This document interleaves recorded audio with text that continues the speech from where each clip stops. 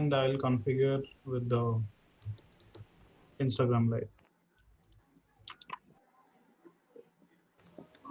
Roberto, can you? We are live now in a minute. What did you say, Anush? Sorry. Yeah. Can you share your screen? Yes. Hi. And I'm sharing. Aditya, are you there? Yeah, I just came.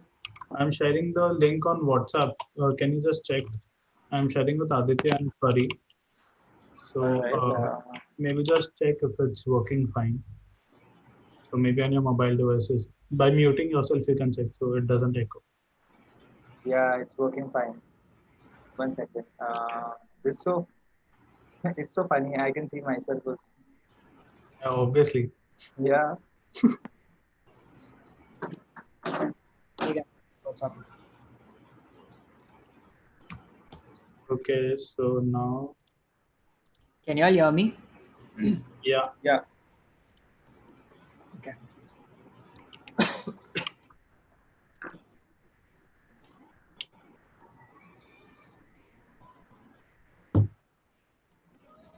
We can share this now with other people. Yes, and I'm inviting Sir also now.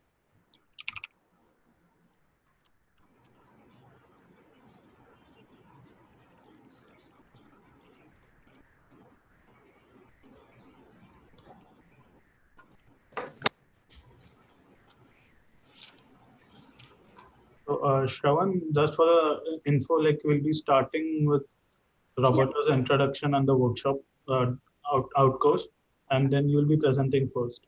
Cool. So we are looking at 1 hour. So each one can have roughly about 6-7 minutes. So we'll just quickly explain through, not in very detail, so Yeah. that we'll have some time for discussion also between Roberto, us, and Nuru sir. Sure. I'm just writing a few notes, so I'm just. Anuj, are you recording? Yeah, sorry, I'll just start. I forgot. Yeah. Yep, recording is started. I'm just configuring the Instagram live now. So give me a second. Anush, I can find the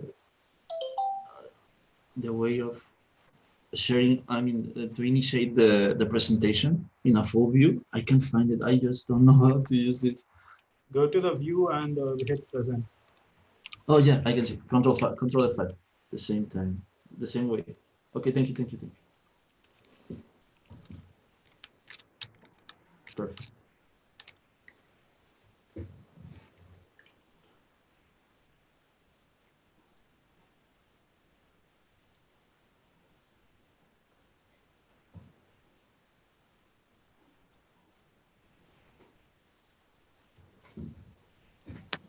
Also, any of you guys, I'm just starting the live stream on Instagram. So give me a heads up. I'll just say when it started.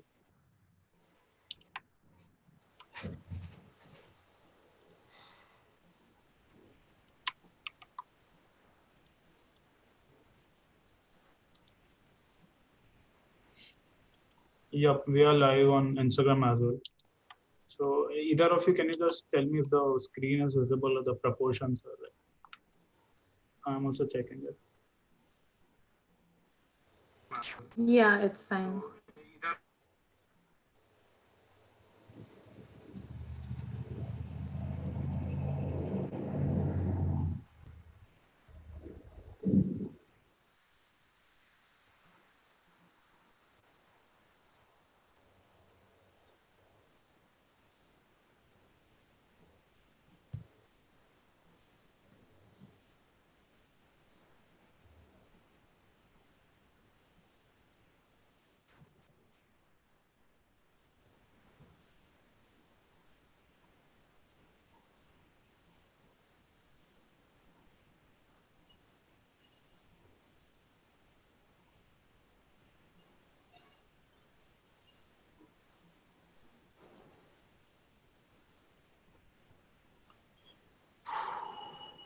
Hello. Hello, Mr. Hi, sir. Kern. Yeah, hi Roberto. How's it going? Fine. Here we're waiting just for you guys to start the presentation. Okay, cool. Very happy to present all of the work. Fantastic. I'm really looking forward. So wish you guys all the very best. Cool. We're gonna wait just one more minute, I think, to start. Anuj? Yeah, so we'll just start now. You can go ahead. Anuj, everyone will be sharing their own screen for the slides, or it will be one person? No, so I'm going Roberto, to control them. Okay, okay, okay.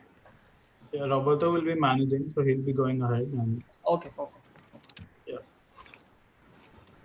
So, well, thank you everybody for coming here. We already starting, right? Yeah. Thank you everybody for coming here. We're just finishing the Scale Matter workshop. This workshop has been possible because of Master Nuru and all of the hard work of all of you guys. I am very happy to tell that this workshop, I think it was very successful in the objectives that we already did, and we're gonna see in depth all of the work that we made. I don't know if Master Nuru wants to say something just before we start, or we just. I think we can start, Roberto. Yeah. Okay, perfect. Yeah. Cool. So I'm going to begin with an overview of the workshop itself, what we did, what kind of information we're dealing with, and also what were our objectives. So in the last years, digital technologies have permeated into the art and design disciplines with great impact and velocity, such as the socio-economical dynamics of the global culture. This has given rise to such complexity that can only be explored and solved through processes with the potential for information and material manipulation, with the addition of scale as decisive elements. That's why Scale Matter aims to establish relationships and connection between systemic properties of materials and the scale of application through digital design and fabrication processes as a catalyst agent.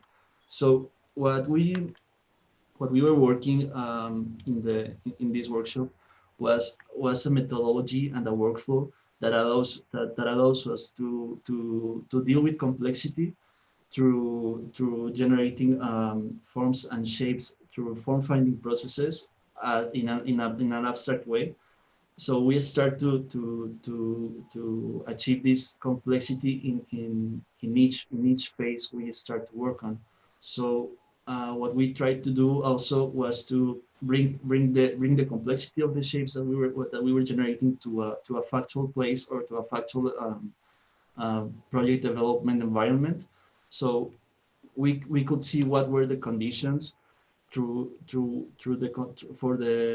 the geometry to generate itself in through material and through scale, because we think that these are the key elements to work any kind of project, and even more important, these kind of projects that allows us to bring all of this complexity from digital means to the reality.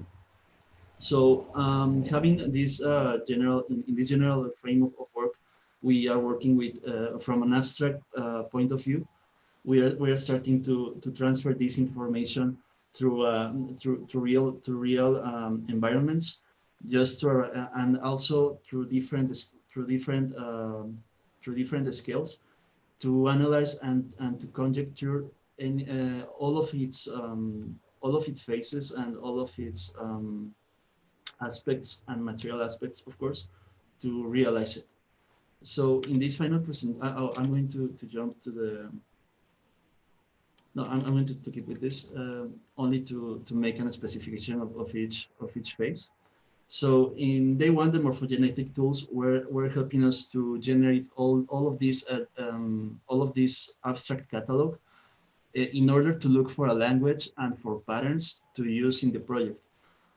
It's almost like an excuse for us to start to use this kind of shapes, because we actually discovered the potential of fractality in this kind of geometry, and through fractality we started to look for this complexity to use as a framework for the fabrication aspects.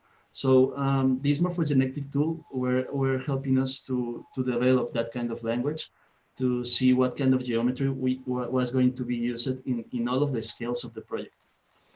Then when we already developed that kind of language in an individual way, we started to make the development of the project in a conceptual design.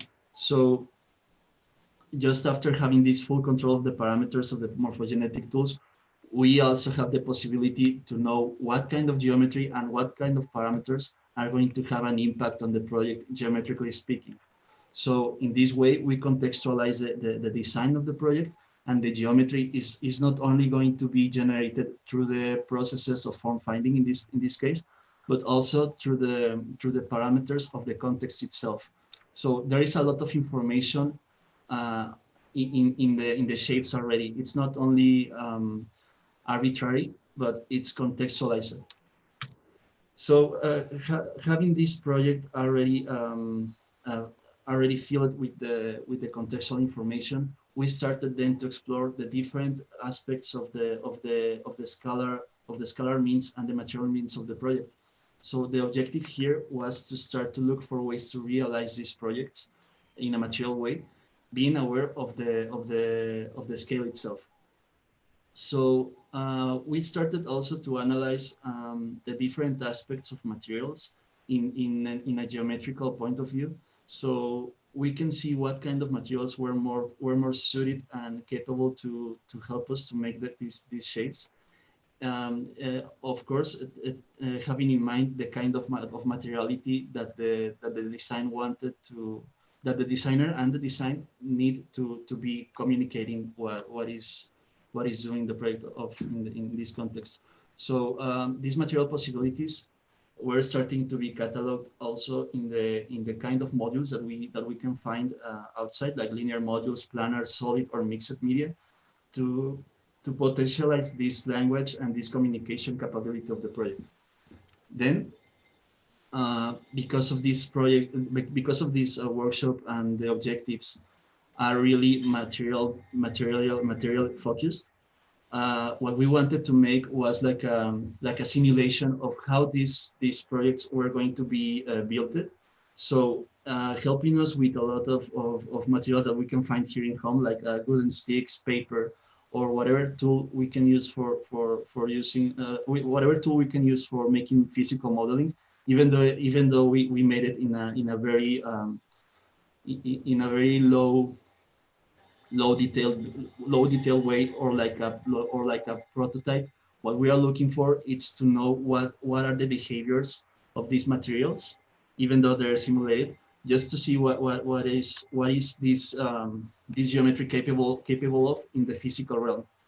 So in the last phases of this project, the attendants were trying to explore the possibilities of materiality through simulations of the material desires of each designer. And that's it. The final presentation is going to communicate to all of the attendants in this presentation how these projects are not only generated geometrically, but how can they be generated physically. And that's it. That's the general overview of the workshop. I'm exposing here the chronogram that we used.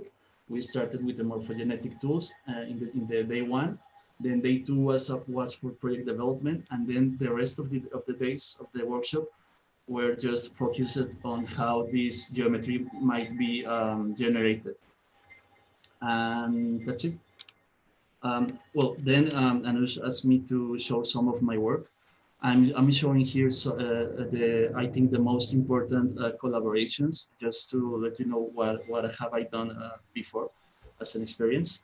These are some pictures of the Performing Arts Center here in Guadalajara that was built in 2017. What I was in charge of with this office called GG Architects from Valencia, Spain. Because I was the only person working here, and they were working on distance, I was in charge of the project management and the design of the project itself. So I was involved in all of the phases. So I was able to be I was able to be on all of the on all of the phases, not just the design phases, but the fabrication. And I was able to develop this workflow to transfer the geometrical aspects of the project to the physical realm. The picture that you're seeing here are the principal hall, concert hall, for 1,800 people, and the lobby and the main lobby. I have here some drawings about some executing drawings of these geometries. For example, in the left, you can see the kind of a structure we had to develop in order to generate the supports for all of the panels of the interior design of the hall. And in the right, you can see a drawing representing all of the position of each module for the floor of the lobby. So in these drawings, what I want to show you is how the complexity is being bring it to the lowest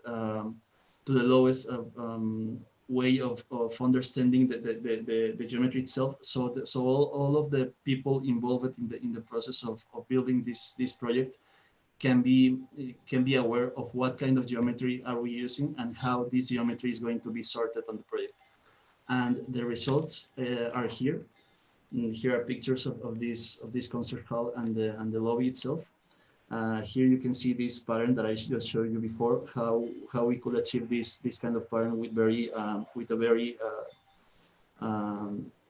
easy way of modulation, and also the triangulations and all of the patterns of porosity and the high frequency diffusers here are just sorted in the same way. We were just working a lot with digital processes that allowed us to make transitions between geometry and between materiality, so we can achieve some kind of a smoothness and gradient and differentiation between the elements that are involved on the geometry of the project. Also, this was my first project in a solo way, but supporting another teams. This is also in Guadalajara. This is the Planetarium Lunaria. I was in charge not of all of the project, but about the sculptural membrane of this sphere. This sphere contains the movie center of the observatorium and the planetarium.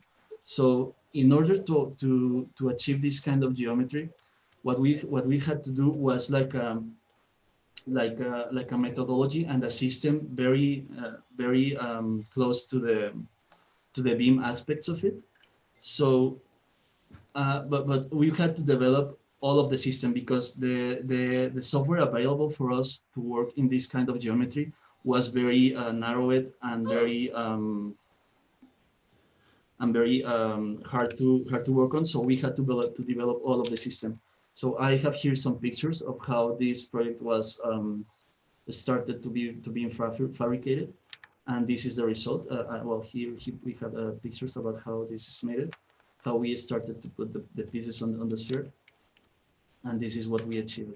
So just after this project, I started to use the same methodologies to generate more complex geometry, and then we started to understand how this complex geometry generation can be applied to projects in all scales. For example, these are only are scenographics for music festivals, and here I have some pictures of the development of these projects. And these are some of the results of that kind of methodologies applied to even more low-tech processes. And that's it. That's all of my work. So we can start showing the project of the participants. Thank you very much for your attention, and let's go to reviewing the projects. We start with Shravan Suresh. Hi guys, my name is Shravan. I'm a recently graduated architect, pre-pandemic architect. And I came to know about nudes in the classroom through common friends of mine, and very, very, very impressed with the 5 days of the workshop, and being very, very new to Grasshopper as a software. For me, it was like very enriching. So yeah, I'll be sharing a few progressive works of whatever I have managed to compile in the last 5 days of the workshop. So, yeah. can go next. So for me, it started off as understanding the variations in the catenary generations that I was kind of trying to understand the different anchor points that I would be using to generate different spikes in the catenary. So it started off by analyzing the different anchor points that I would be choosing from the beginning itself. So if you go to the next slide. Yeah, so the first few sets of catenary were chosen as per the one that Roberto had initially shown us, with the generic anchor points at the four corners of the surface. Next slide. This module was generated by utilizing to get a little spike in the middle, and also trying to understand what kind of geometries are being developed in the catenary through different positionings of the anchor points. So like here you see you get a little spike in the middle section, and also supported by the generic four corner anchor point selections and the other control points which you need to give it a specific shape. Next. Yeah, so this in this it was more about understanding to what extent I could project my catenaries, and also simultaneously looking at it in different views and trying to not overstretch, and also utilize only two, the bottom left and the top right corners, and the middle section. So it was like a mix of three different catenary projections, and yeah, that's how it further led to another process that you'll see in the next slide. Yeah, so this is the three modules of anchor point selections and the catenaries that were generated as per the selections.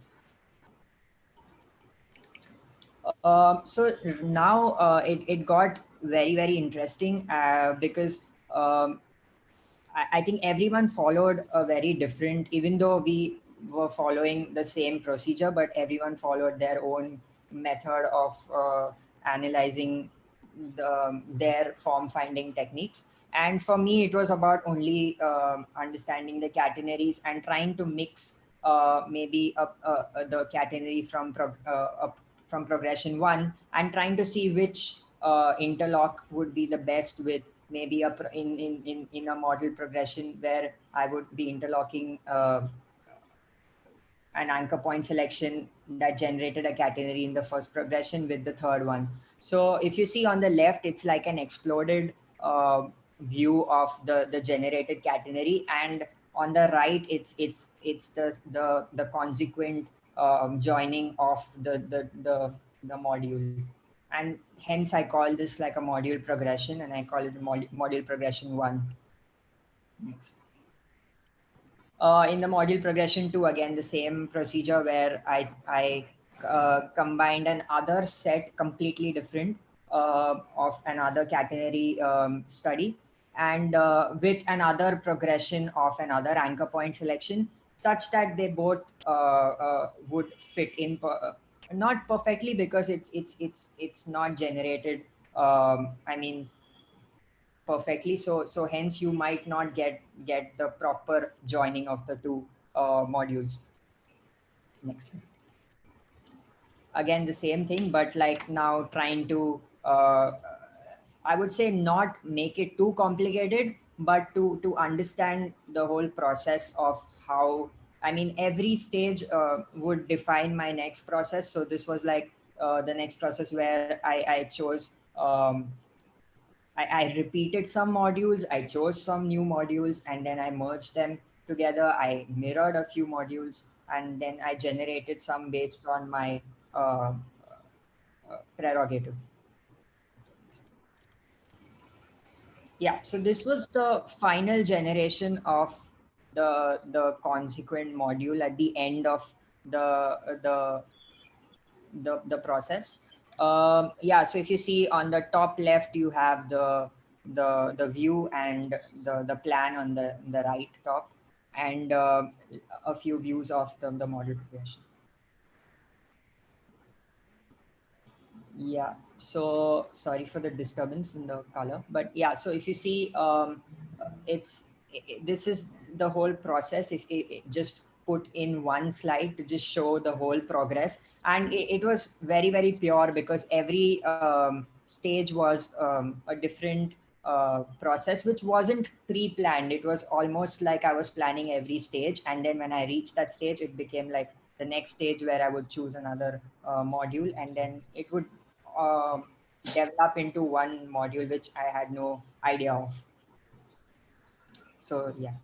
Um, so yeah, this was the abstract catalog on the extreme left, and then you have that which merges into the module.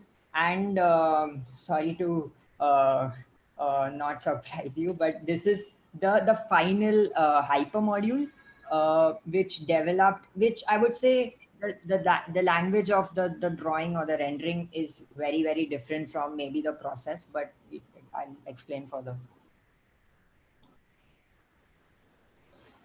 This is the views of the hyper module that was generated with the module replicating itself inside the mesh. Yeah, if you go ahead, then you see the views. This is like the front view. At this stage, I was still figuring out what material, what scale, what context. So this was completely not determined on these three things that I mentioned. But I would say that the drawing style or the rendering style could be subconsciously inspired by maybe Junya Ashigami's Serpentine Pavilion, or you have like ETH, the Zurich pavilion made by students under 6A architects, or you have Teshima Art Museum, which I've visited, and you have like that entry. If you see the entry in the previous slide, the front, yeah, if you see, I won't mention the scale right now, but the scale of this in the slides ahead, you'll realize that the opening for this, when it's being manifested as an installation, was very, very subconsciously derived from some of my experiences in an architectural place, or I mean visit, or I mean some projects that I've seen. And yeah, yeah, so this is like, yeah. This was something I wasn't very convinced with. I mean, the final rendering that was generated out of the hypermodule script, but it was still interesting to understand the layers because of the colors here. Huh? Sorry. Go on. Yeah, it was interesting to understand the layers here because of the color use. Whereas if you see the previous slides, you wouldn't really understand the layers much because of the rendering style. Whereas in this, the colored render, which I have not shared the whole the module. Sorry to interrupt, Shravan, but can we make this a little bit faster? We are short on time. Yeah. Making. I'm almost done. Yeah. So this gave an idea of all the layers in the module. Next. So the site selection came about again by understanding initially a hypothetical site, but then I thought maybe like a public park, which would cater to, I mean, a lot of crowd. But this specifically the Lodi Gardens for me, because of the historical context, and also because of the parametric installation in the hypermodule, which I thought would be interesting to just place it in such a place. Yeah, so this is the final rendering, and the site that was chosen, the Rose Garden in the Lodi Gardens. And if you see now, and if you relate it to maybe Ishigami's style of drawing in the Serpentine Pavilion's model, and also maybe the opening in for the entrance and how the volumes shift like in Teshima, or yeah, I mean, if you consider the material which I will be using, maybe will be mesh cloth and wood, and obviously the will be generated through the fabrication process. So yeah, that's,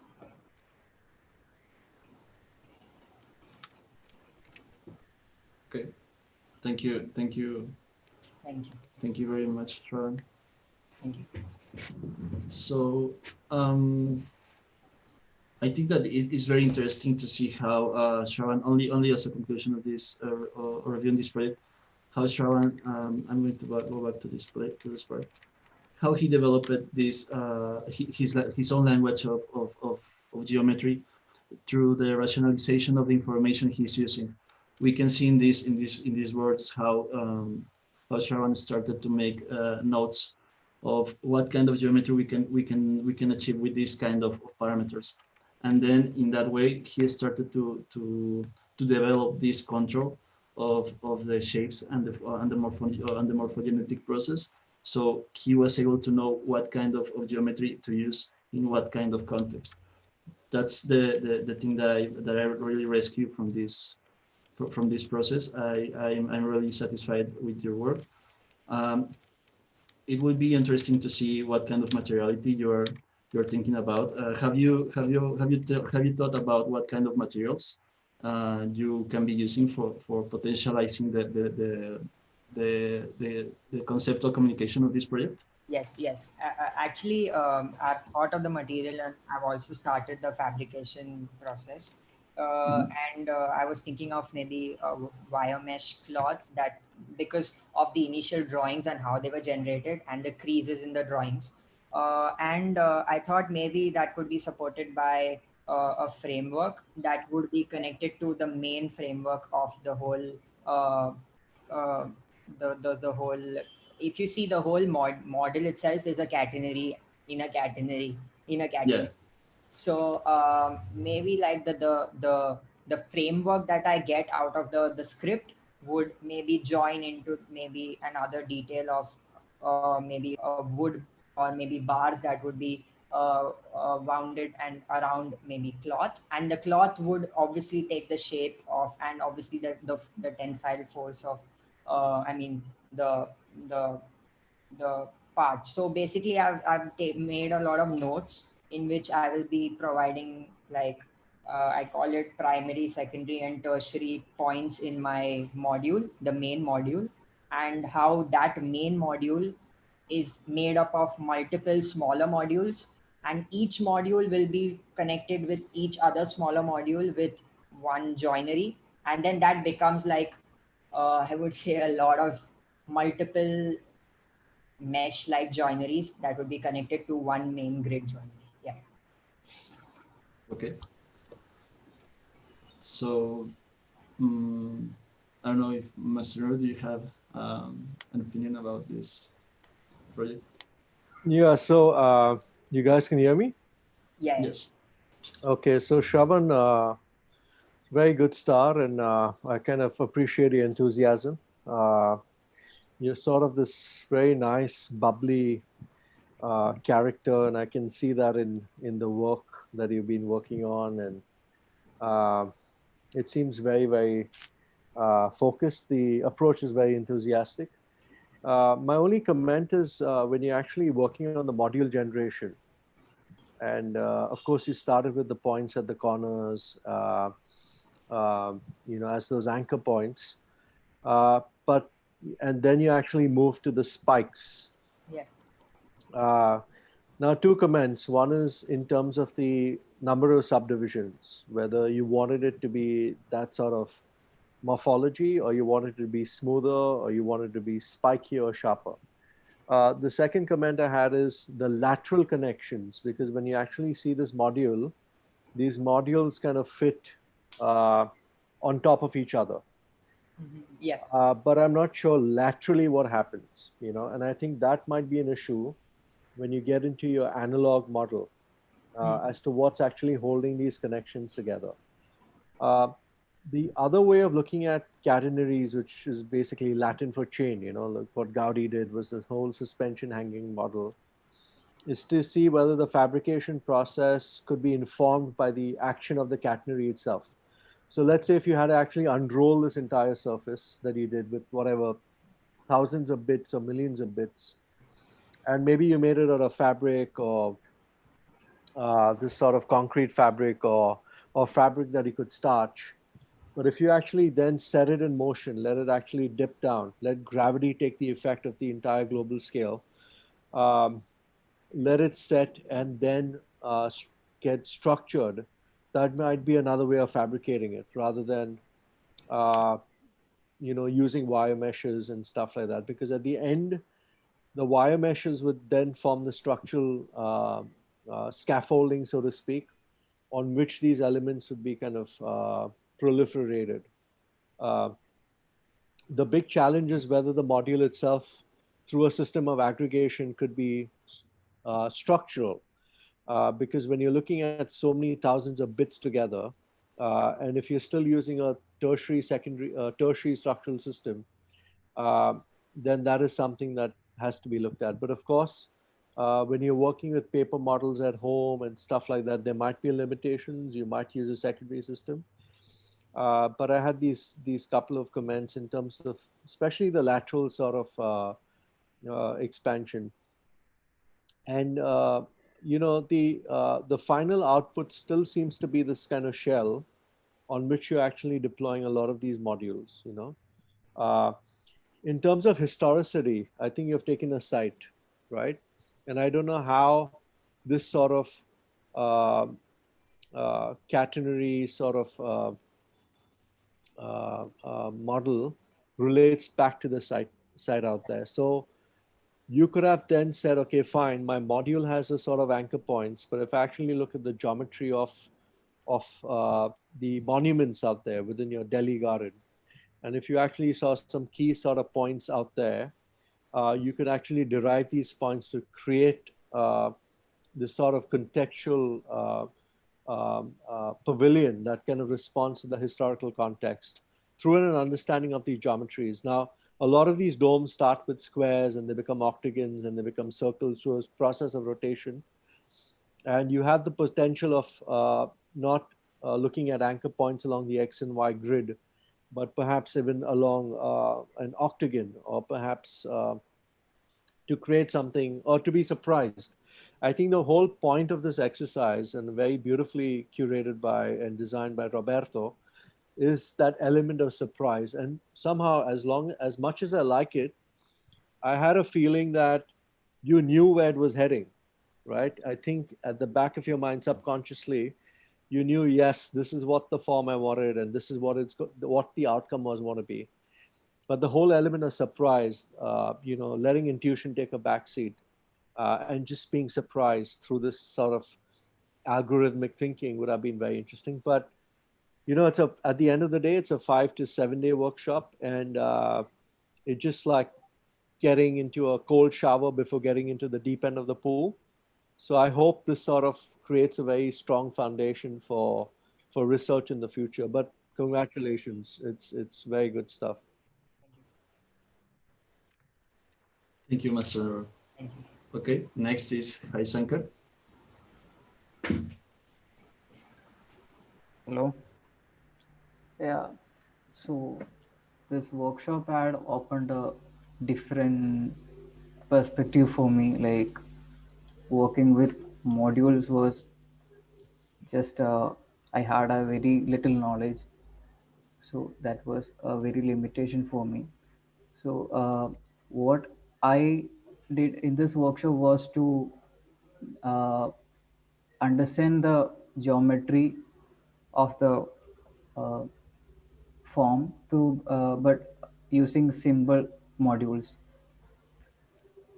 So yeah, so these were the explorations which I did, the catenary explorations and the mesh relaxation and all this stuff. So next slide. So I chose the grid of 10 by 10 and 20 by 20 grid.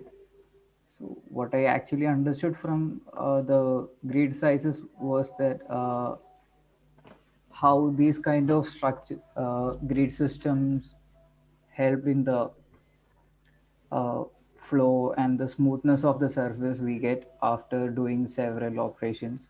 So the first 10 by 10 grid made a very low resolution kind of forms, which had a lot of restrictions, but also I had explored some other options in which that limitations were actually kind of building up new forms. The next slide. Yeah, and next slide.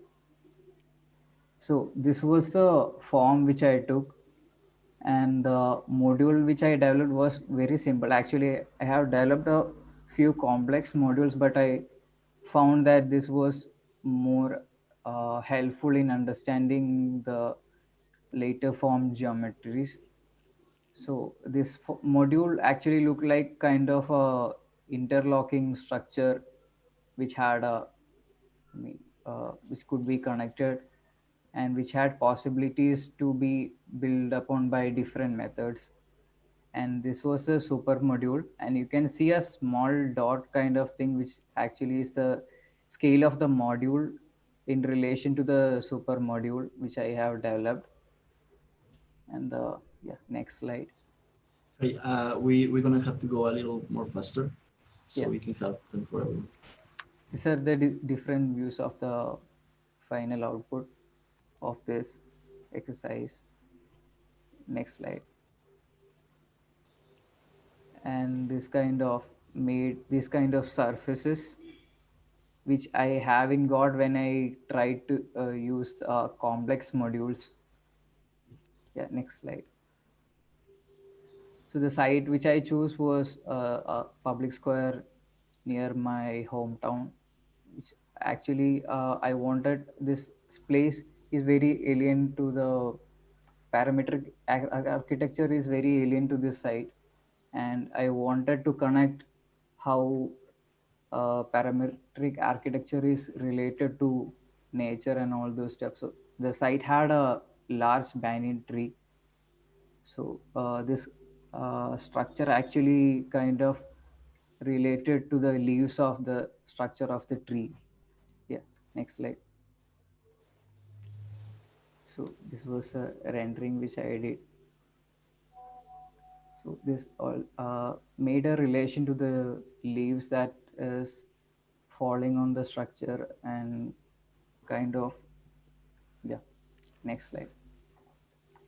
So then I tried the form with different geometries. Like the first one is kind of made after the base geometry is a catenary shape, and the second one is kind of a monolith kind of structure, and the third one is a spiral. So I wanted to see how actually the module gave birth to different kind of languages and geometries by simply changing the base model which we use to design.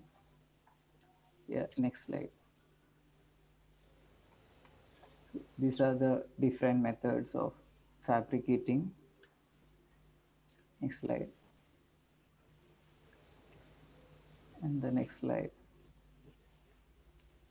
Yeah, so that's it. And the material I thought of which I will use for designing maybe a metal sheet, and for now a paper model, and maybe the larger structure or large catenary shape I can use with a metal wire kind of thing.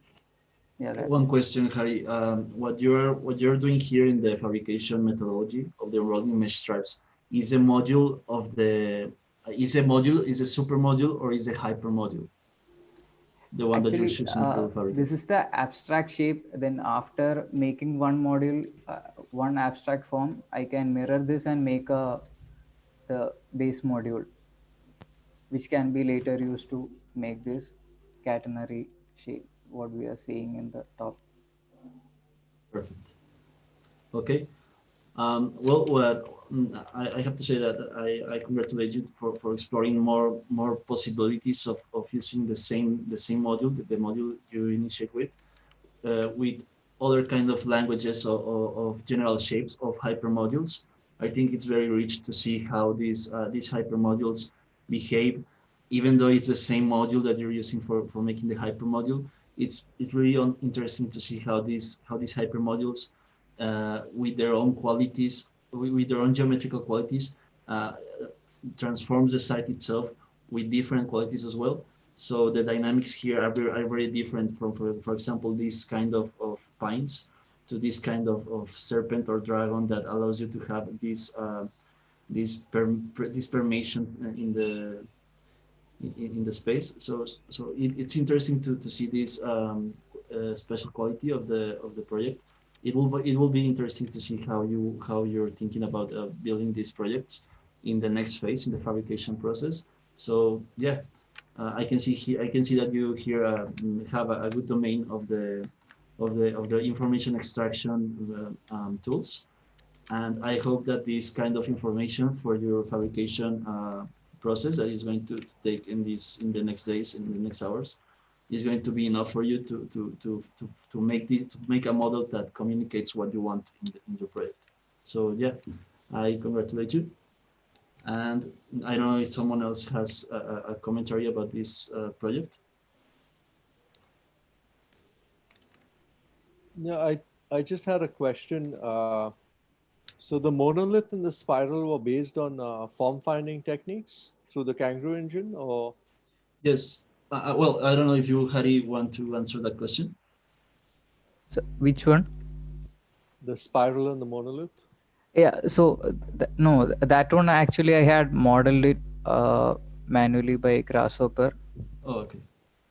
Actually, what I want to add, Master Nuru, is that in the form finding processes, we used three tools mainly. We used the catenary generator, a mesh relaxation tool, but also an inflation method. So we had these different ways of form generation in having in mind three different physical phenomena. I actually thought that the second proposal of Harry was using the inflation, but well, it's good to know that you made some other free process. No, the second one was actually the inflation, but Oh, I the see. I see. third one is a spiral. Oh, okay. Can you go back to the first sketches that you had, the first tests? Yeah. You mean The very early ones, yeah. Yeah, hold. this? Yeah. So even here, I kind of see some very interesting elements, just the way, rather than just walking under it and having this sort of structure on 4 points, you start getting this sort of very organic system. And the way it kind of opens up with this minimal surface tension, holding these, rectangular kind of orifices. Uh, so I was just wondering as to what is the rationalization for actually selecting the final kind of form to proliferate the module. Even at the hyper module or the super module stage, because I felt there were kind of these other kind of uh, objects that are kind of could have been very interesting, and they really don't seem to be grounded. The whole idea is whether you want to actually create something that's conforming to geometry, or it's a sort of a table standing on 4 legs. But you kind of visualize this sort of architectonic just floating in space, that sort of thing. Uh, so I mean, the whole idea is to break that sort of traditional logic of how an object stands or sits on something. This could have had very interesting possibilities with just rotating it on these different corners, and perhaps the object then could have been seen in many different ways. Because then it is also a question of scale. Why are we looking at a scale that maybe 3 or 4 person people can actually inhabit? What if you got more ambitious with the scale? What if it was a micro scale? You know, the hyper module could still be a hyper module, but it could be a microscopic scale or could be a megascopic scale, you know, could be a really large scale. So I think these decisions about scale make or break the ambition of the project. But I think, you know, there's some very interesting things within these kind of sketches, you know, from the free form objects to the monolith to the spiral. And then you could have tested some of these and then taken a very conscious decision. All right, cool. I don't know how much time we have, but I tend to ramble. So, yeah. All right. Okay, let's go. Next is Anush Modi. Yeah. Hi guys. So I'm Anuj, and so I'm working at News as an architect and a computational designer, and the following are the works that I did in the workshop. These were initial explorations of catenary. So basically an abstract catalog, understanding the various ways how a catenary functions with various points at various locations in the XYZ coordinates. And so you can go next. So yeah, a similar view and the perspective view, so how different catenaries behave. And from one of these, I did two operations. So I selected two of the abstract forms and then converted it to hypermodules. Yeah, so, and these were again the mesh relaxation explorations. Yep, you can go next. So this was the whole process for the first form, like the on your left is the abstract and then augmenting it to making a module, which gets converted to a super module, which is basically a tessellation technique of tweening the surfaces and providing the base mesh onto the module onto those faces. So it adapts the whole topology of the mesh. This was one of the output or the rendering I made. So I didn't go into a very realistic approach of choosing a site and deploying it. So for me, it was more on a conceptual notion, like how this could behave and what kind of character could I achieve from them. But I tend to deploy it on a ground reality soon. Like the following are some of the more renderings that I did. So in the small packet, you see the unit module, which is there, and on the bigger picture is the hyper module.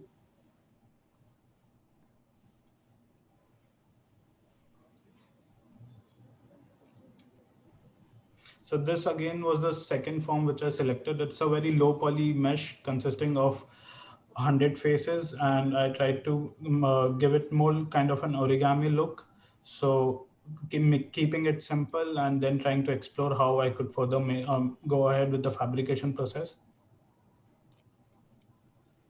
So this one involves making fabrication methodology using the mesh edges. So basically constructing a wireframe structure out of the whole mesh. So these on your right are the different lengths that you get from each of the member which are present.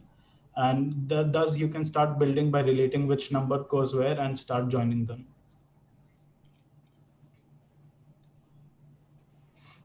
This second process was of using unrolling technique. So how you can basically fabricate a surface out of this instead of only the wireframe. So you basically divide the mesh into different colors based on the pattern or the lengths which are there, and then you unroll it and then start to combine it.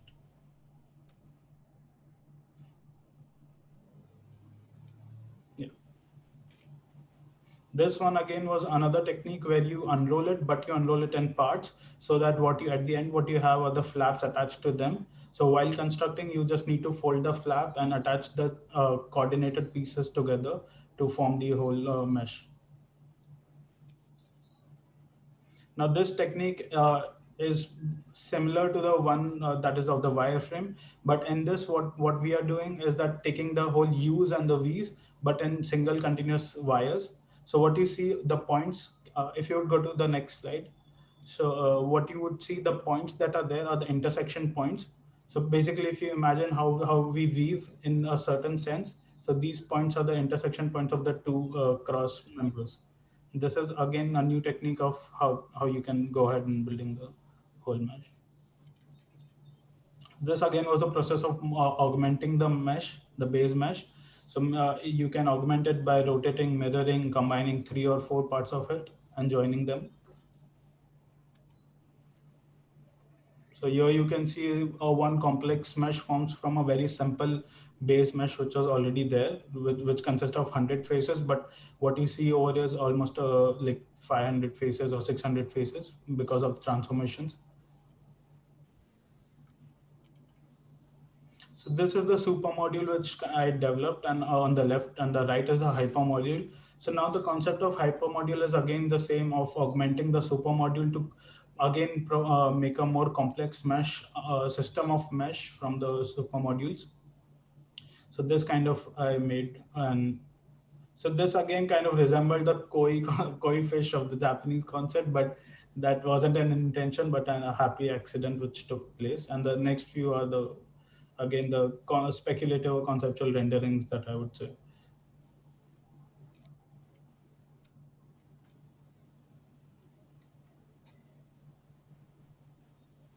Yeah, you can go to the next slide. So yeah, this again involves a lot of the materiality also. So what if we try to incorporate a very hard material like a metal or a very scratched metal, let's say, onto this form, then the whole look and feel of the perception changes. So I was also experimenting with that as something. So how to play with material as an overall form, so, and so somewhere hard or somewhere very soft material. And this again was a really speculative thing, and like what if in the future you would, so entering the whole digital age, so what if in the future you're trying to sell the meshes to build your future or reconstruct or rebuild some fragments. So this is just a fun part that I try to explore like conceptually or something. So yeah, that's pretty much about it. Thank you. Thank you, Anuj.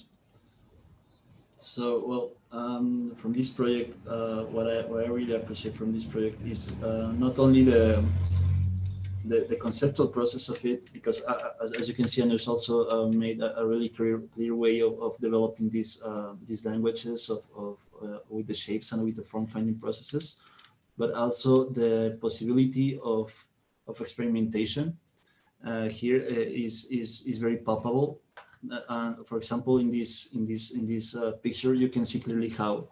I mean, if we had maybe, I would have suggested to have maybe one detailed image of one close up, for example, for this, only to see how this module is working on the super module, because in this scale, what I can achieve, and I think it's an advantage also, it's like you are achieving not only a modulation but a texture on the surface. But it would have been very interesting to see how the module works here. But also, when you started to make this kind of work, we start to see the potentiality of the aesthetical potential of this kind of work. The fractality is very palpable in this project, and having these different ways of visualizing this allows us to see what can actually suggest us what kind of materiality might help us in the future phases. For example, seeing this image allows us to see how we can make some kind of gradients of materiality and even of modularity. And in this, for example, we can see more regularity in the materiality as we saw in the latest renderings. But also we can see how the light starts to work with this and how the fractality is starting to behave in order to I don't know, it's in almost also in the way you're presenting this as if this was some kind of toy, some kind of Lego toy where you can see what kind of module is generating all of this complexity. I think it's very rich conceptually, and I really congratulate you, Anush, for your great work. Also, just finishing, the way you used the fabrication methodology was not only clear, but also was very intelligent for you to make the complexity of this shape, because these kind of shapes are very difficult to manage in a very conventional way of thinking. But having in mind that you can decompose this in more simple surfaces, as in stripes, for example, or maybe exploring this mesh and strategically choose what what piece of the mesh to build and to start to rationalize. I think it's a very intelligent way of managing this kind of fabrication processes. And yeah, I mean, as in the next phases, this becomes even more complex, and we can achieve this. The materiality in this project, I think it's very rich to see these kind of images. I really congratulate you. Thank you. Yeah, so I think good stuff, Anuj. But the clarity that I see in the module and the super module, I was kind of, if you go really right to the front. Okay. In this image. Yeah, this one. So I would have liked to see, how the module or the super module kind of becomes the, what is the logic for setting up the super module and the hyper module. I see a bit of clarity here in terms of, what kind of anchor points you probably have chosen and how the engine was kind of played out. What I kind of like was the algae sort of renders, the very fungus algae decayed sort of renders. And I think, yeah, like these. And I think when I see these are slightly more successful than what you have at the end of the project for two reasons. One is the kind of the texture that it has. And I don't want to call it, the change in color, but more this sort of three-dimensional sort of texture. You can actually see the way the form is kind of modulated around certain vector points and even the porosity. So I see the porosity a little clearer, but I think for some reason I feel they're a little more successful when you see these models vertically. If they cannot be free floating in space, without any sort of gravitational force taking it over, but I see them more as these kind of vertical elements, just kind of drooping on. I see them also as sort of these parasitic elements. So you might want to actually cling it onto a site. I don't know what sort of site. But the way you've actually presented it seems to be this sort of pavilion in an open space, with one human being at the end. But you might want to actually test it out. What happens when it starts meeting some sort of geometry, or how it actually starts moving across a certain context would have been interesting. So I just felt that, the decision to see this sort of candy wrapping or wrapped candy paper and a human being out there is actually not doing justice to it. I would have liked to see if you could actually start occupying these spaces and not just walking through it. The question is, how do we start occupying these spaces? And I think that's where the proliferation of the component becomes very, very critical. Which elements, like you spoke about, some being soft, some being hard, which is nice. But then which are the areas that are really, really dense, really, really micro that you can actually step on? Which are the ones that are fine, kind of more open? And perhaps they might have this sort of, I don't know, climatic control if you actually decided to be based on a certain site or a certain context. But I thought the first ones are very successful. So you might want to go back to the green algae ones because they're kind of powerful, rather than I don't know what the stone ones are. And I see this project also as some sort of live skin, a skin that's kind of breeding in real time. So it may not actually start to be this kind of project that's frozen with this module, but maybe there are certain elements that grow, some elements decay. So that's something that I felt that you could look at the softer tissue kind of formation to create something between ephemeral and temporal. Yeah. So, yeah, so that's about. Thank you for your inputs. Yeah. What I feel also that this static image also has a lot of power in it, as it appears to be more and more dynamic. So in that sense also it's quite appealing to the like how it kind of animates itself. So yeah, thank you. Thank you, Anush. Muy bien. Next is Viraj Chauhan. So Viraj isn't here, so I'll be explaining his process quickly. Thank you, Anush. Thank you. Yeah. So yeah, these are the initial explorations of what he did with the catenaries, and yeah, you can move to the next slide.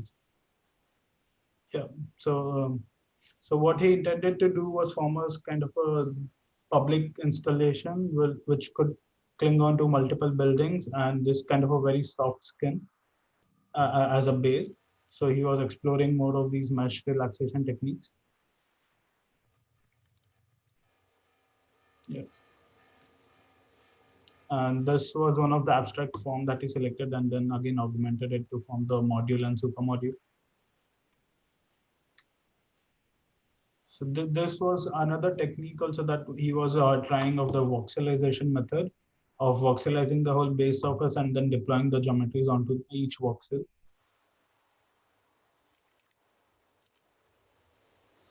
So here you see the whole catenary kind of occupying those units, the abstract units which were selected. And he chose a small public square as a hypothetical site to deploy his structure onto. And yeah, so this kind of how a public square could be reimagined with a very soft skin and but at a very big scale also. So how it would behave, and so further he kind of took this mesh relaxation form as a base. And in the next slide, you can see how the complex form kind of arrives.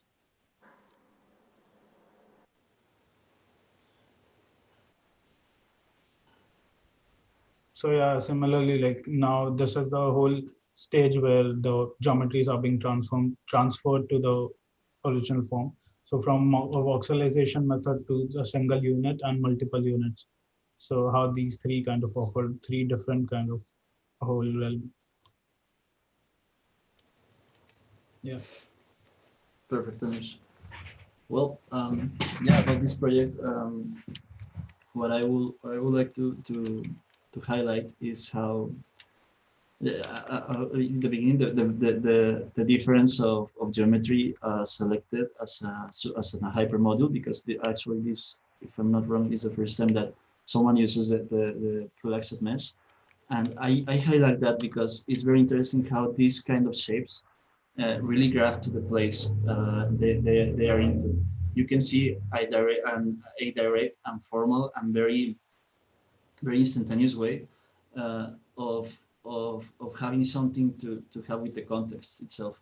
So it's really interesting to see how the geometry and the texture, I mean, in this scale, in this large scale, that is achieved by the voxelization, for example, it's very different in the single unit hyper mode, because with the voxelized form, you can see some other kind of language, architectural language even, for example, stairs, of how these stairs allows us in our way of movement as humans to start to move around all of the buildings, as if it was like a very I would call it like a hyper street, in a way that you can walk from upside to downside. It's like a topology potentializer. I would have loved to see this project even more developed.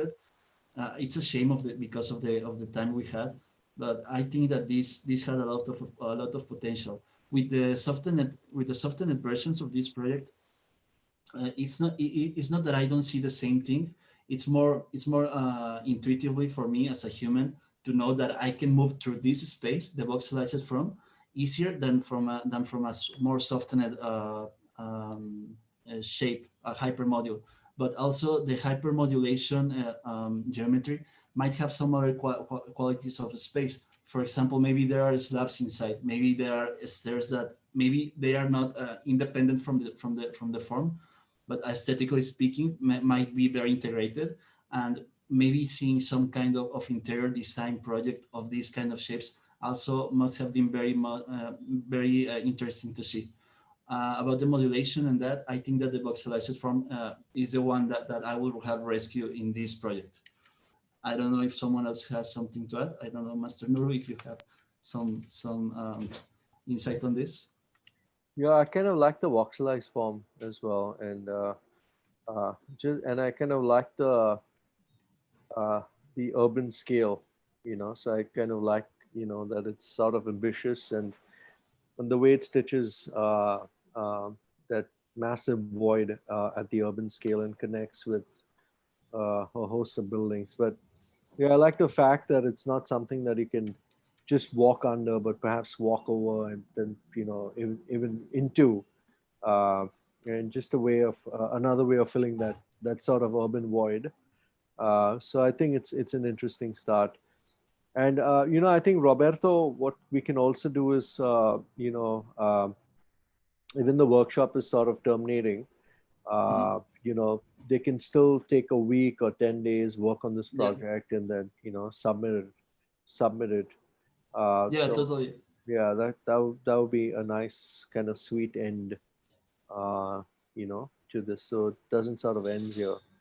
Yeah, actually, Master, if you allow me, one of the things that I talked with the attendants in the last part of the workshop was to keep working on the physical modeling, because I think that's going to be the way to concretize the project itself.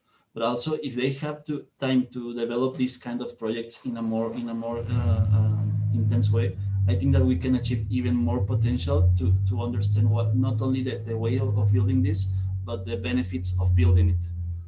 So yeah, totally. I'm going to push you guys to see if you can work on this even more days. So have in mind that this workshop hasn't ended for you. I will be very vigilant about it.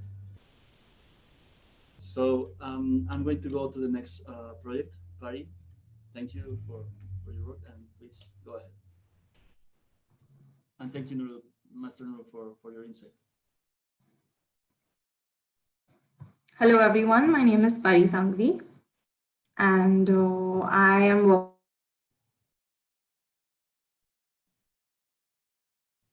Oh, I think we lost her. In fact, this workshop really answered a lot of questions that I had previously in mind. Pari, we can hear you. It just got out a little bit, but continue, please. Hello, can you hear me now? Yes. Yeah, much better. Continue. Yeah. So yeah, the workshop really answered a lot of questions that I previously had in mind. Oh, again. Buddy, can you hear us? Yeah, Maybe just turn off your video. okay. Yeah, is it better now? Yep, I think it is. Okay. So yeah, so these were a few, this was like an abstract catalog of the catenary explorations that I tried, and using different attractor points and how I could achieve different variations by defining those attractor points. So this was just, I was playing around with the points itself. We can go next. Yeah, so this was again an experimentation on the mesh relaxation and mesh inflation. So I kind of really liked the entire idea of mesh inflation, where you have, a form that you have derived, and then it kind of inflates to give you something very different. So that was a very interesting exploration. Yeah. We can go next. Yeah, so again, these were just the same catenary explorations, and where I was trying to decide which one should go as a module. And this was the one that I chose because it had a very form where you have, things going in all 3 dimensions. And so how I could move from the module to the supermodule. These were a few initial explorations on the hypermodule surface. So I kind of tried creating 2 different surfaces and using the idea how it would actually, transform into a hypermodule surface. And, the results that we got were quite interesting to see how varied the entire idea of a single module can transform into. Yeah, these were just a few zoom-ins. For the final form, I kind of selected something simple that I could actually, try out on my own and actually, build something on my own. So this was the form that I selected.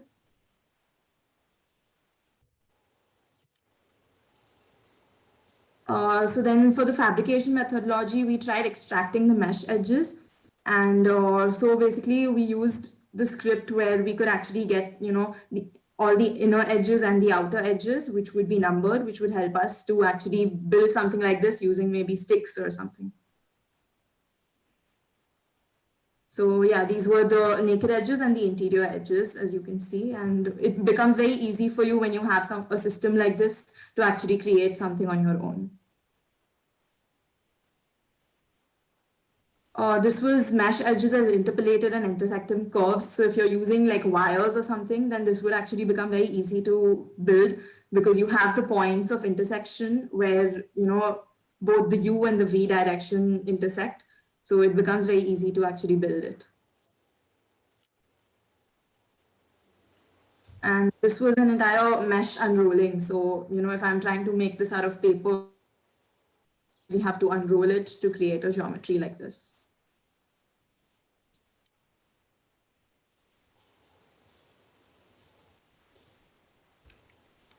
Yeah, we can go next.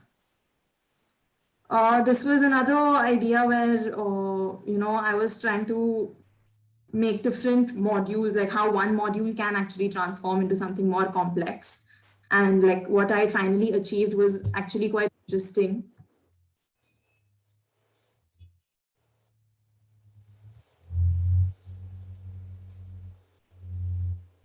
I don't know if we lost her. Pari, are you there?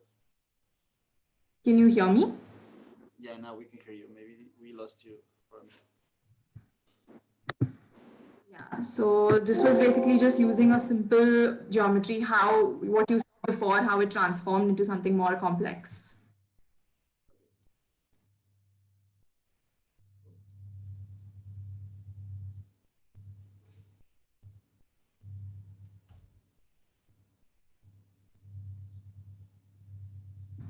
So using that complex module, I kind of tried moving into the idea of a super module. And again, this was a similar process where I had two surfaces, which were then tweened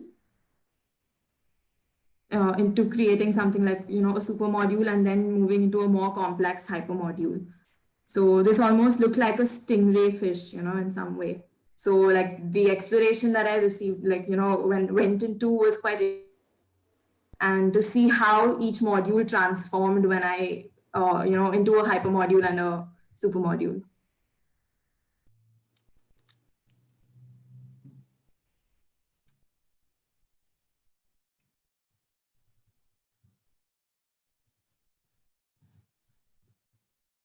This was another, where I tried the same module, which was, transformed through voxelization, and to see like almost exploration that I can receive, like the geometry that I receive by just eating out spaces within. And like, I really liked what I got out of this. So I wanted to kind of, put it somewhere on site. And like through the entire workshop, we've kind of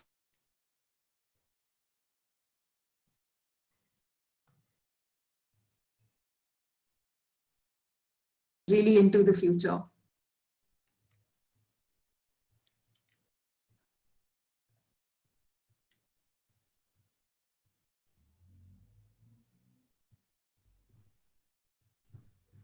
And yeah, this was just the final site that I wanted to pick, which was a Martian habitat, which I could just visualize immediately. And I would like to thank Roberto for the wonderful workshop, and the past 5 days have really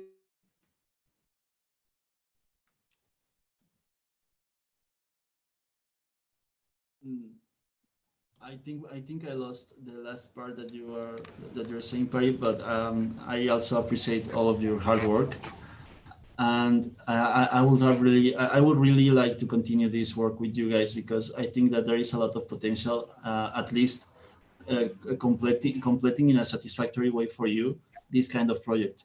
So you can have this as a really cool piece for your portfolio and for your past references. And I'm really happy that you probably enjoyed this workshop. Uh, I'm going to go to talk about your work. I think that the kind of process that you followed was also very clear. But I would like to rescue this piece, the first experimentation that you did with the hypermodule, because we can see in this piece like a very clear way of the potential of the fractalization that we can achieve with this kind of methodologies. And actually in all of the geometrical aspects of this form, actually these details are the ones that I want to highlight, because as you can see, the shape that you provided for the hypermodulation, I don't know if this was intentional or not. I mean, this progression, I think it's a very pleasing way of seeing all of this kind of geometry work with each other.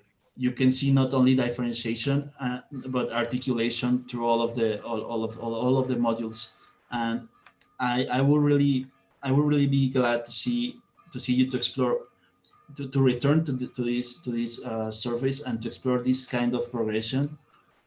As you can see here, the modulation that you used here is very clear. It's very clear to see what shape you're using.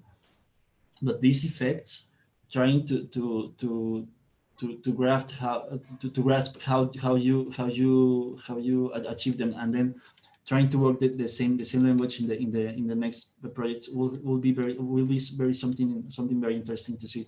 I can see that the fabrication methodology and all of the data extraction for the realization of the physical piece, it's very clear for you as well. We can see here your information very well sorted. Also, the geometry that you're using, it's very easy to fabricate. It's not that it's bad. On the contrary, it's very interesting to see how the simplicity of the shape might help you to achieve the complexity, the enough complexity in building all of the shape of this piece. So this animation, it's actually uh, very educative, because we can see here how the unfolding works. So it's very informative to see this kind of diagrams. And now returning to your next work, I think that you got the hypermodulation method very clear for you, and I can see that here you have more intentions of experimentation, and I really congratulate you, even that you were using this kind of unconventional approaches. But I think that even though they are unconventional because of the very uncommon way to see this kind of concepts, I think that this kind of geometry also is the most well suited for this kind of project. And I would love to see this project develop it even more. So please keep working on this, Barry. I would really like to see this project in its entirely in its entirety. So yeah, congratulations. So Thank you so much, Roberto.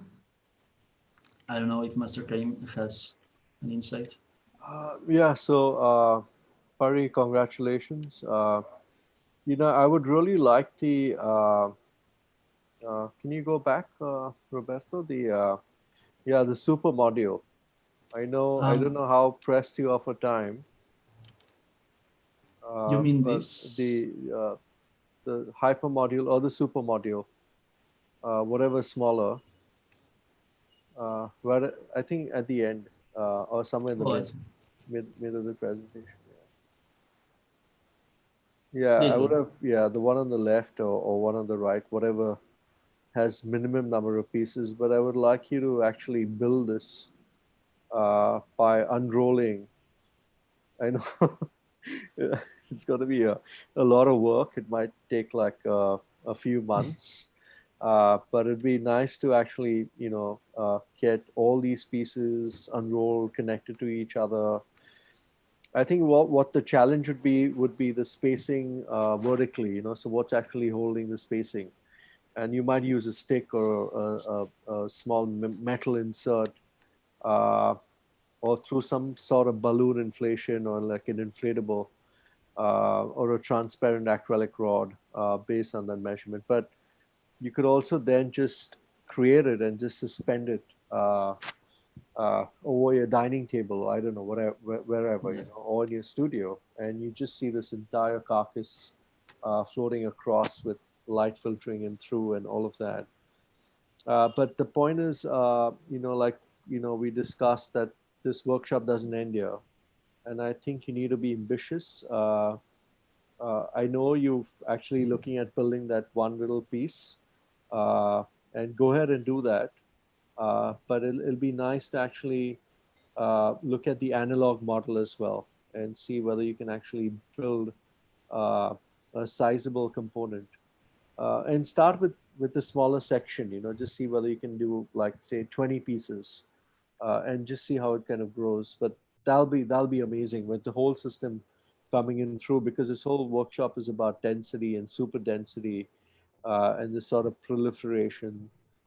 Your first kind of studies had this beautiful array, and it's just because of that one anchor point and just the way the surface actually dips out to create this sharp sort of junction at the point.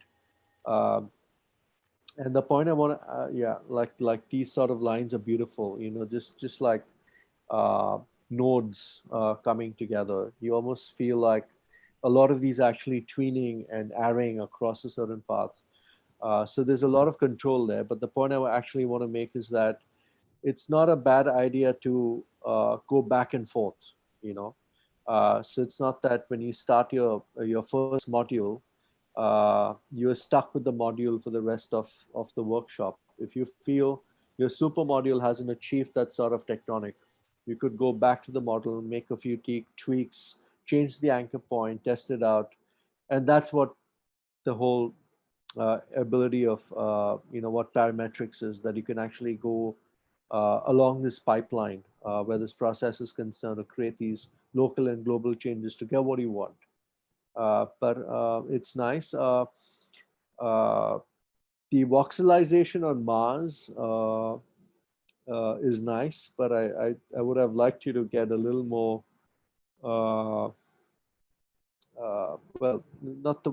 ambitious is not the word I'm looking for, but it just seems too grounded, and the question is whether it should be a white render or you should be using Martian aggregate.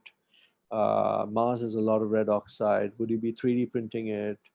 All sorts of interesting questions come out in terms of fabrication.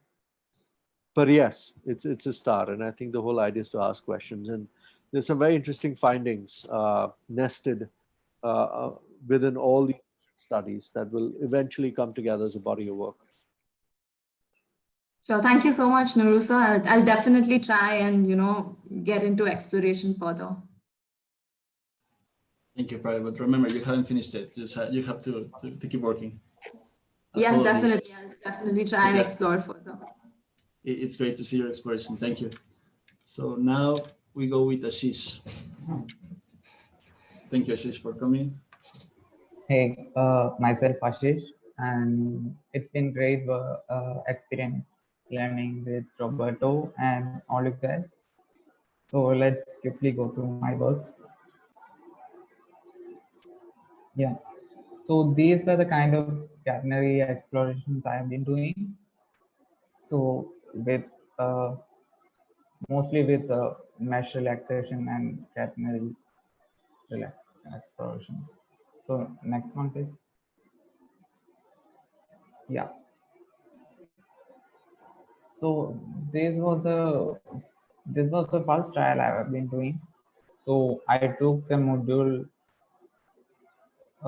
something like this, and there were like 3 modules that have been repeating, and came up to something like this.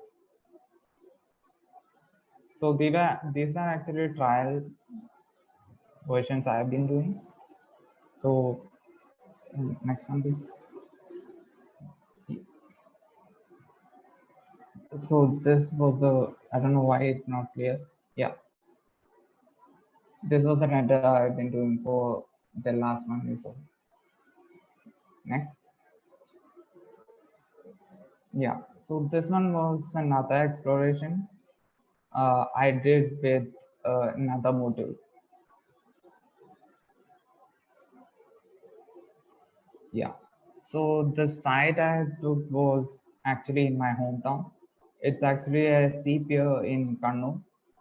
So it's really a site of a historical importance, and it's not actually well maintained, and it's in the line of destruction.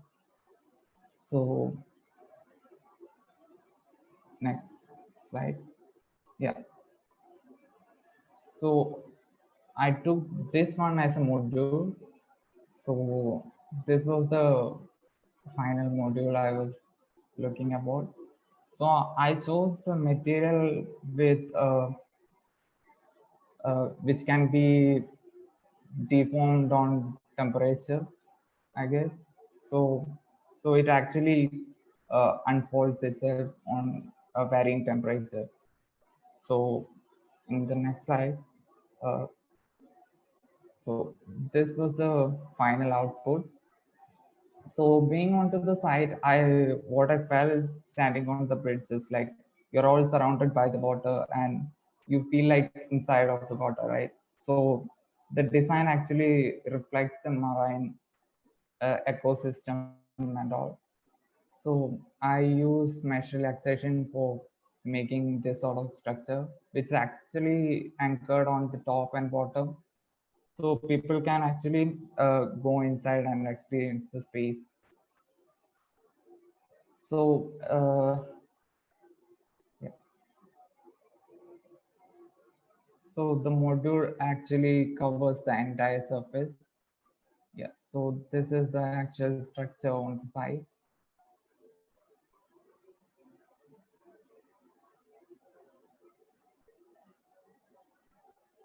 Yeah.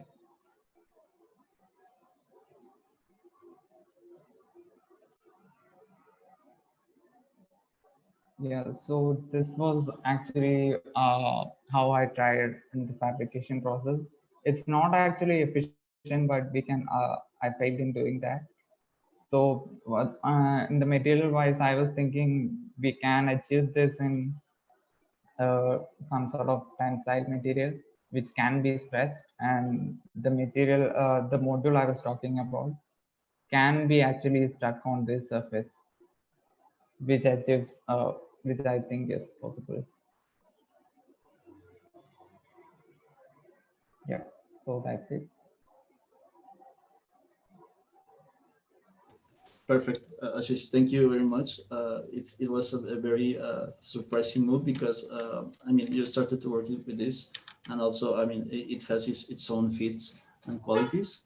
The way you work it here with this stretching of the pieces is very interesting to see the contrast between these pieces, the large pieces and the smaller. To how this project, even though it's using the same module, it looks like they are completely different objects that might be completely differently fabricated. For example, something with I don't know, some kind of lines of linear modules, and then we start to see these more controlled modules that might be repeating themselves. And it was very interesting to see this. I was remembering the second the second project that you worked at, because I thought this was the one that you were working on, but it was a very nice contrast to see about the work that you made here. And this is actually quite interesting to see how the usage of a very simple module that has its own its qualities, for example, in the way the material is bended, makes you think about the materiality of it. Maybe this material is not solid, maybe it's flexible. What kind of benefits gives me to what kind of benefits gives to the project that this module might be flexible, for example. And not only that, but seeing this image and seeing the way the modules are opening this kind of behavior that is responding to some other logic, it's really nice to see how this module, it doesn't only make this project elegant, but also eloquent in the way that these modules are maybe having some other kind of utility after the aesthetical concept of it. So I think it's very interesting to see that you here achieved not only modulation but texture because of the scale of the module, and also thinking about the fabrication of this piece might be even easier than than other proposals because of the simplification of this method. The only way that this can be very complex to build is the quantity of pieces. But maybe making some more research on how to build this, making some experimentation with the fabrication processes and material processes as well, might help you to achieve a very good solution for this. And about the project overall, I think it's a very interesting way to see how you are highlighting the end of this pier and making this kind of accent for this place, in order to the people to go all of the way to see this kind of piece and how this piece behaves with all of its context. And it's really cool to see how this gradient in a way evokes the way the sea and the sky has its own gradients. So it becomes really accentuated in this matter. And as I can see here, you are choosing to make the module, the full module, the hyper module in its shape itself.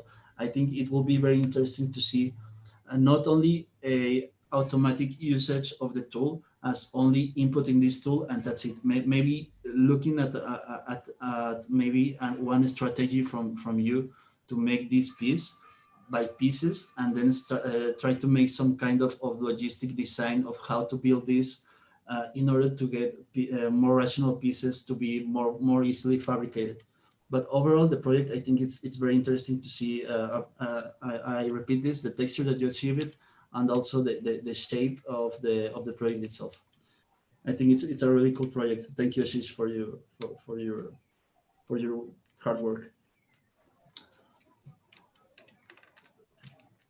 So, Mr. Nurul, do you have some insight? Yeah, so Ashish, I think it's interesting. Only with the module, I would have probably liked to see, perhaps something very smooth, right? To this kind of something very flat, and then it kind of opens up. And when you actually see the proliferation on the actual module, you would have probably got this sort of gradation from smooth to spiky. And perhaps where you need more structural mass, that could have been stronger and tighter. And then wherever you need the kind of perforation to get in light or whatever, would have been a slightly more sort of open. But I think it's kind of interesting. I'm not sure what scale this is on the site. Whether someone can actually walk through it. And I'm not sure what these different colors denote. Are they different components based on the angle? No, it actually, the color depends on whether it's open or not. So it actually. So what's the pink? Is it open or shut? And what's the blue? Pink, I think, is closed one, and the blue is open one. Yeah. Okay. So then you have levels of gradation, right? Yep. So it goes from solid to, okay. So at least the fact that it's shut gives it that sort of structural integrity. Okay. Only the scale I wasn't sure about on the pier. Here's a reference. Because on your site it kind of looks very different in your render. If you see the scale of the human beings, I don't know if they're human beings there on the pier. Yeah. On the peer itself, Are those black dots humans or?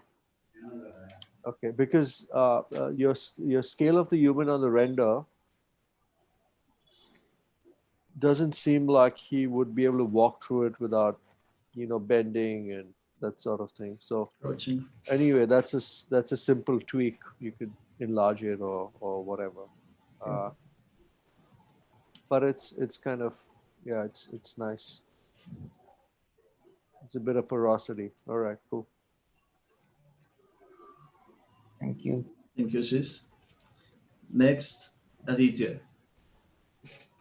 Hi everyone, I am Aditya. I work at Newts, and it has been a very great workshop so far. And yeah, like the form finding processes and all the techniques and tools have been really helpful. And yeah, next let's start.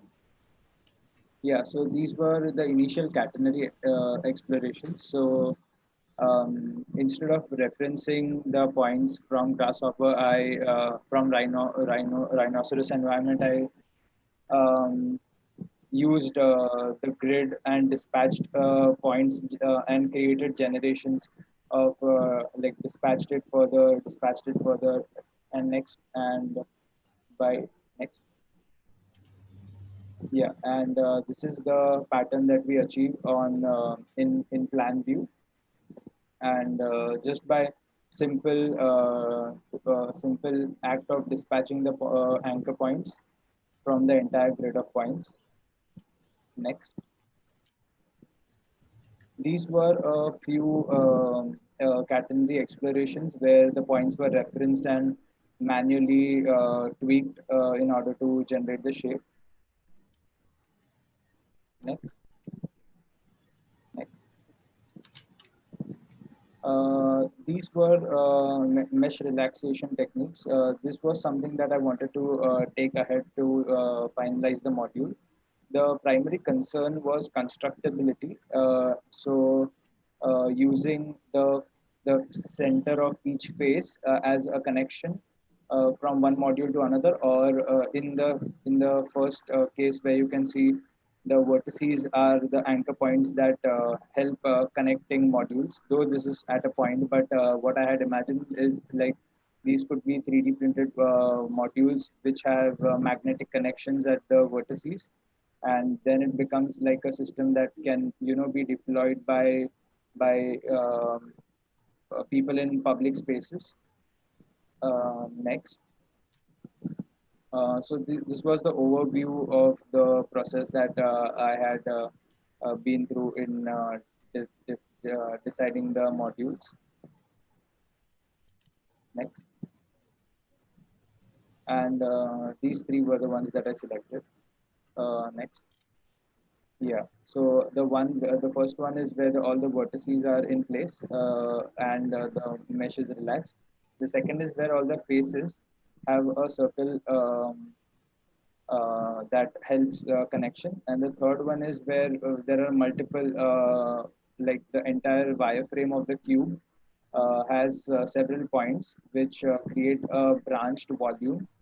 uh, s- like when it came to, I did not select a site to deploy these hyper modules, but what I had imagined the program to be these infrastructures as these scaffoldings that help the environment and nature to encroach and make some uh, you know uh, like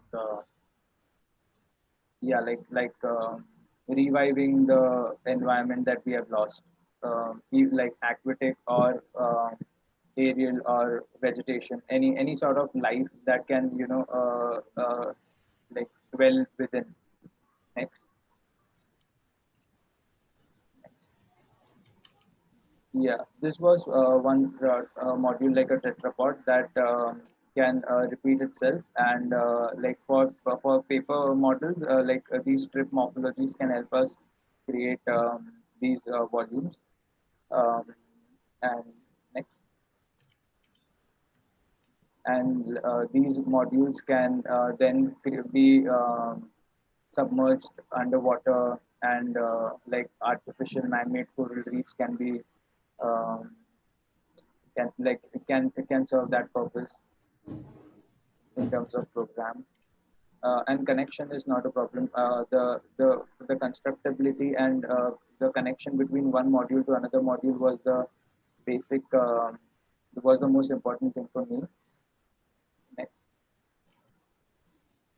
with this module, like the branch module, it repeats itself to create like a next.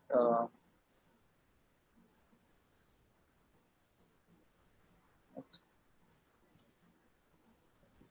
Yeah, actually, this should have been inverted, but yeah, like it creates a tree like volume where these modules create like a shading device on the bottom and can hold a variety of life within itself and around it. Next. And yeah, that's the texture that's generated. And with this module, though, like it just ignore the part that it's too spiky at the edges. But yeah, like repeating this module and um, creating, yeah, that was just another version of what I've been doing. Yeah, that's about. This was like a combination of two modules. Perfect. Thank you, Aditya. Thank you, Robert. I think it's very interesting to see how your process of experimentation took you to this conclusion to explore more connectivity than modular. I mean, in my point of view, I think that you wanted to explore more the quality of connectivity between all of the Yeah. modules, instead of only looking for only like a aesthetical way. You took like more steps in the same at the same moment, at the same time, trying to solve them at the same time, instead of first trying to explore and then try to make like a workflow with the steps more segregated. You tried to integrate a lot of things at the same time, and I think that's very interesting because the aesthetics achieved through that process always has to do with the technicality and the utility of the project, and I think that's very valuable in a manufacturing point of view. I don't think that your process of developing of your language it's completely dumped. Actually, I think that your process was very interesting. It would have been very interesting to see maybe this developed on the same level than these nodes. I know that because of the time we didn't have the opportunity to see that, but your selection also communicates that questions that you have about how these modules are going to behave to each other. So this diagram is very clear to communicate the quality, the geometrical qualities of your module, and also you're starting to see the way of building this, maybe not building this, but decompose it to see what information has, and then maybe in some more future steps how to deal with that information independently of material. And I think that's a very valuable feat, because in that way you achieve freedom of exploration, because you already have the information understood. So I think it's a really nice way to explore this. I mean, the modulations here, we can see what you can achieve, but also what I think it's highlighted in your process is this part. But I think it's very interesting to see how this works with this module. Actually, when you started to work with this texture, with these colors, and with this materiality because of the renderings, also this image is the one that makes me imagine more things, because, for example, you're not only achieving the modularity and then volumetricity, but also you're achieving like some kind of solid quality through the densification of the shape, to the point that even you can see this gradient. I mean, I know that it's not like that. It's not that this is solid, but it looks like it. And I think that's very, very, very valuable to see the possibilities of the effects in the shape enhanced with the modulation that you're using. And I think this, for example, can be easily decided to make this, like, for example, like a furniture of this. I imagine this for like a table of this. But what this wakes up in my mind, or suggests to me, it's the necessity of looking for a material that behaves in that way. And it's very interesting to make that kind of a speculation. Yeah. Great work, Aditya. Thanks, Roberto, for your feedback. So Aditya, nice.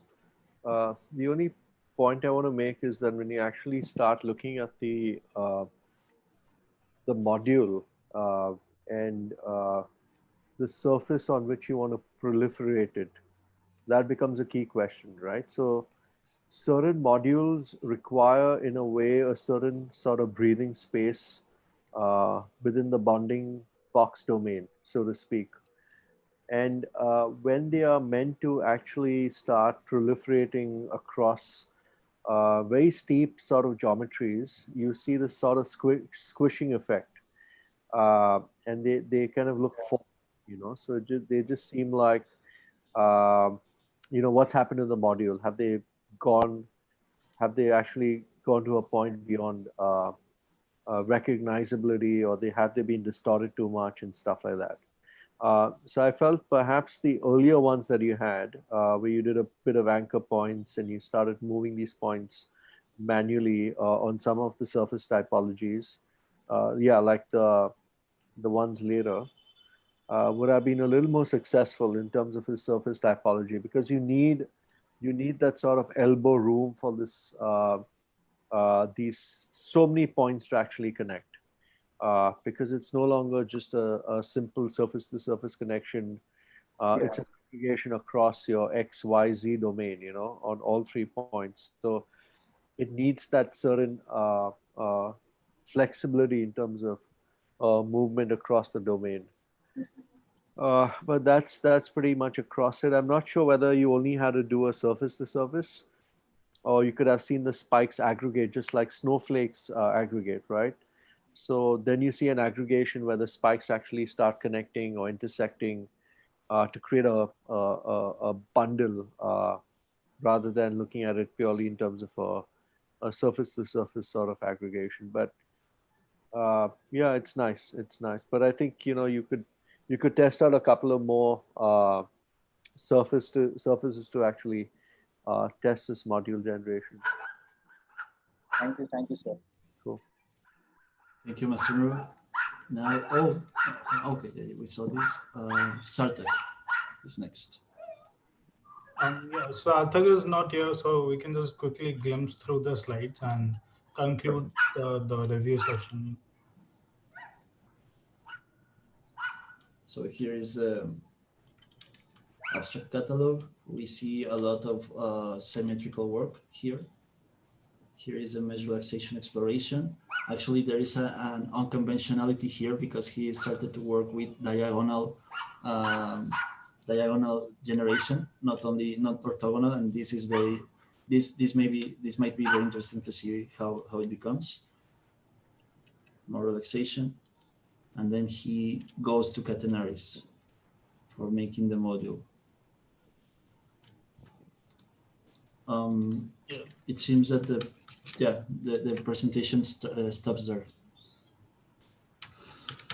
Okay, so I think that's it, Anush.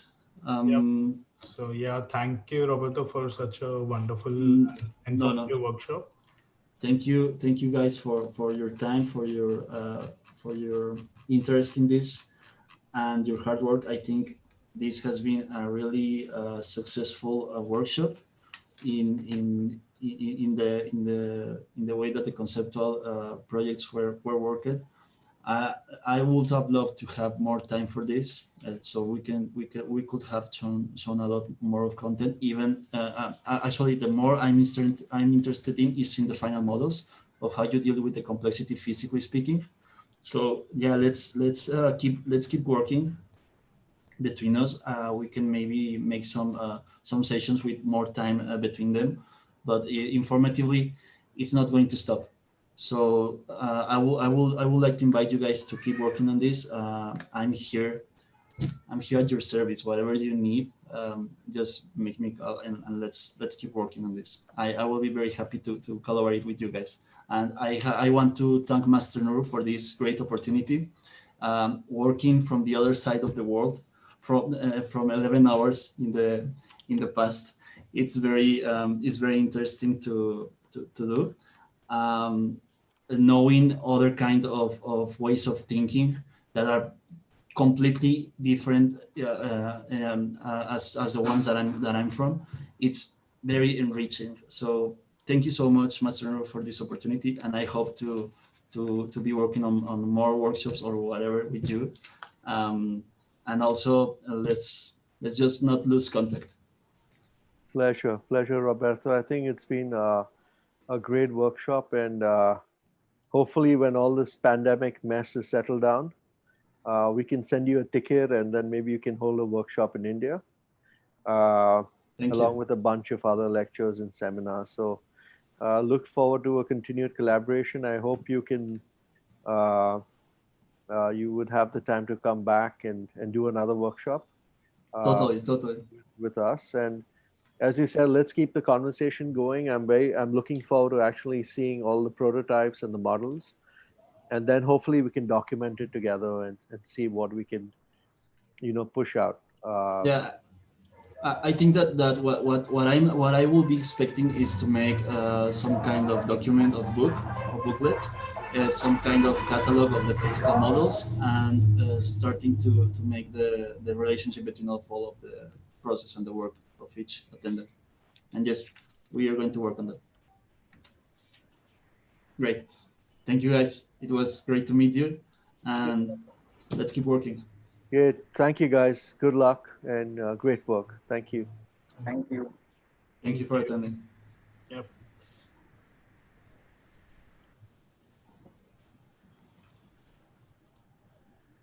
Goodbye, guys. I'm gonna miss you.